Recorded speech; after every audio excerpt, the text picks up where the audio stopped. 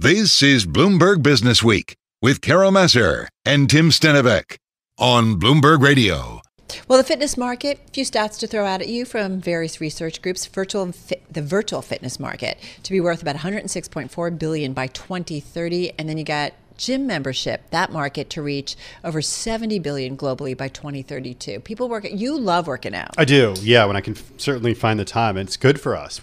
We have to do it as people. I mean, this is like essential stuff. In general, the fitness sector roared back after being devastated by the pandemic. It also changed a lot during the pandemic with the virtual stuff, people working out at home. It continues to provide different offerings as a way to work out. Enter Forward Space, Carol. About 5 years ago, that was back in 2018. And great to have with us on Zoom in New York, Kristin Sudeikis. She's founder, CEO, and creative director of Forward Space. Kristin, so great to have you here on Bloomberg Businessweek. First of all, how are you? And tell us about your world in Forward Space and how it all came to be. Thank you for having me. How did it come to be? Human connection, very much in the business of human connection by way of movement and music. So I've been doing that as a choreographer and artistic director for a lot of my life, and started to really notice a high demand and high just requests of me personally.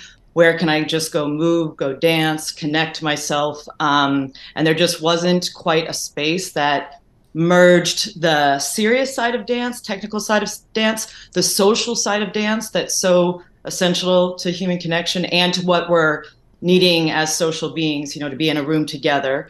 The resurgence of how potent that is, that people want to be in a room with other people working out and not just at home. And then the sweat side, which is the cardio workout side. Forward Space bridges the three. Oh, I'm sorry. No, go ahead, please.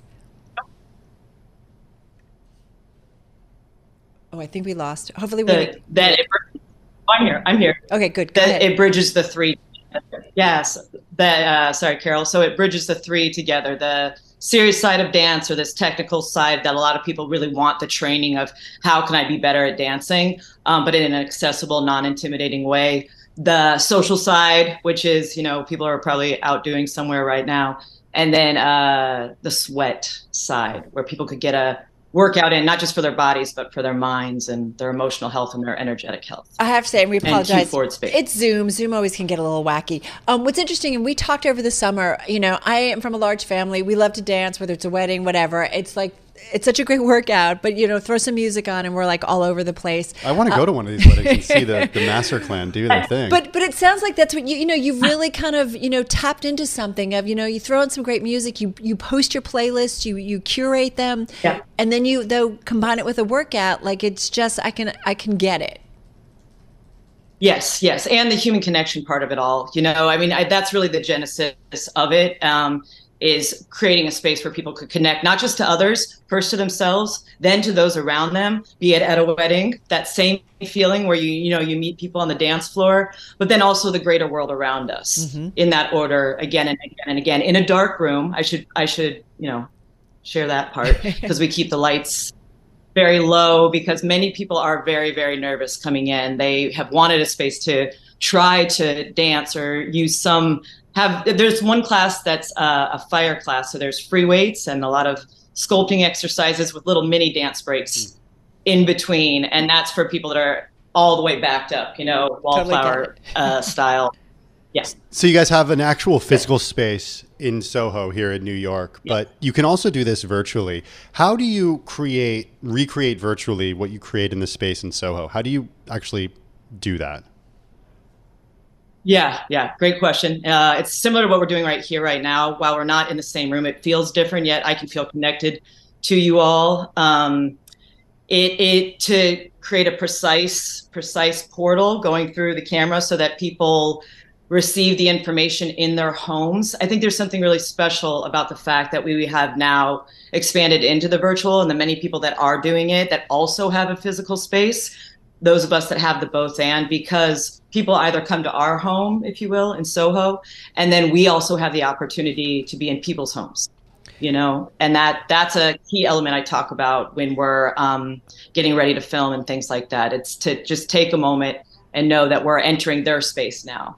And so, but how do you do it where it still feels electric, and it's in the delivery, it's in the professionalism, it's in the training of it all, and making it look effortless, and the music. It's really kind of interesting. I love the workout space, and we've covered it a lot here at Bloomberg and certainly at Bloomberg Businessweek, and it really has taken off in so many different iterations. How do you think about differentiating yourself? I mean, you've laid it out, but it's a competitive field. I'm just curious if that's top of mind, that understand that you're competing for people's time, how they want to work out. I get the social component, but how do you think about that? Because you do think about growing your business and throw in some business metrics, because we are curious about how much the business has grown in the past 5 years. Sure. 2023 alone in our one flagship space, we've seen 2,300 new clients. Wow. Okay.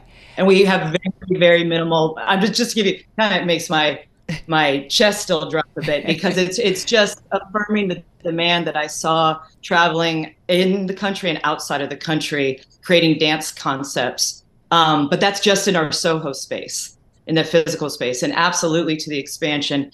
And do I worry about the competition? I mean, no, absolutely no, because this is the grace of being a working dancer and choreographer, first and foremost. Professionally starting to teach when I was 13, I was given the opportunity to do so. And even moving to New York from Kansas City, people would say, you're worried about the competition, in the arts and things. And no, I was driven by the connection and how it shifts people's worlds individually and collectively. So the competition, kind of fires me up. I'm good to go with all that.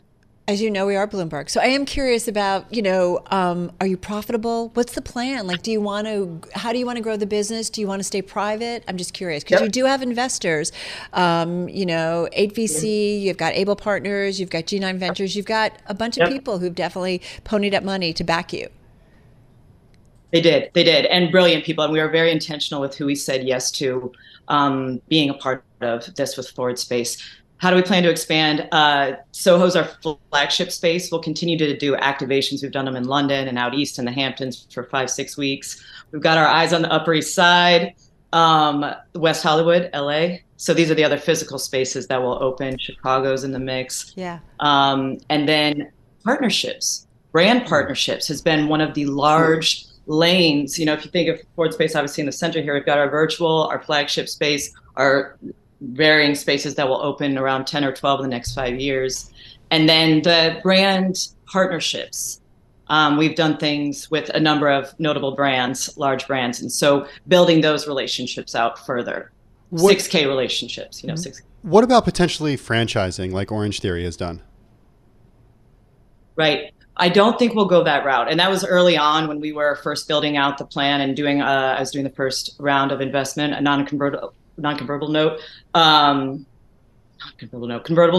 Forgive me, for good convertible note. And I'm thinking about a non-compete that I was just on an email about. That's what happened there. Businessweek, as you know, they all merged together. So in the convertible note, that was a large conversation I had, and a few of our key investors. We had some really strong meetings about knowing this could will explode in all the ways, wanting to be intentional with it, and to not, some of them had taken the franchise route and learned, and we don't think that would be the route for Forward Space. It's not an absolute no, but it's most likely not. Kristin, really quickly, 30 seconds. Your brother is Jason Sudeikis. So did you ever give him advice on Ted Lasso? Does he ever give you advice on a playlist? And just quickly. Oh gosh, I mean, we're passing music back all the time and talking life and talking all the things, but I mean, I never gave him advice on his body of work, his show. I call it The Body of Work, that's been exhaled, that's brought such joy, and talk about connection, human connection. But I mean, he's an amazing he's an older brother, my only brother, very close, and feel very lucky to talk music and playlists and life and all these things. Well, listen, so much fun. Next time, come join us. We'd love to have you in studio. Come back and we'll talk a little bit more about the business. Maybe too. Do some dancing. Yeah, I do some dancing. Kristin Sudeikis, she's founder, CEO, and creative director of Forward Space.